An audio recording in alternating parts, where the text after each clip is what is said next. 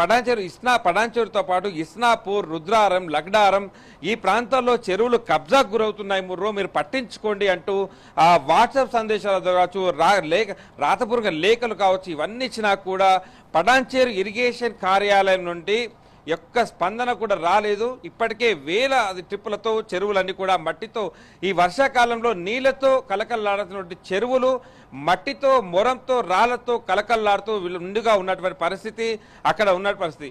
So ఇప్పుడు Hydraa commissioner Ranganath అయితే రంగంలోకి దిగాడు. మొత్తంగా కూడా ఇటు పడాన్చేరు, అమీన్పూర్, బీరంగూడ, ఇస్నాపూర్ ఇవన్నీ ప్రాంతాలు కూడా పూర్తిగా తిరుగుతున్నాడు. కబ్జాకు గురైనటువంటి చెరువులు, కబ్జాకు గురిగా ఏదైతే చేశారో వాళ్ళతో పాటు వారికి సహకరించినటువంటి అధికారుల పైన కూడా వేటు వేసేందుకు రంగం సిద్ధం చేసుకున్నాడు. ఇప్పటికే హైదరాబాద్లో 6 అధికారులను సస్పెండ్ చేసినటువంటి, వేటు వేసినటువంటి హైడ్రా ఇప్పుడు పడాన్చేరులో అయితే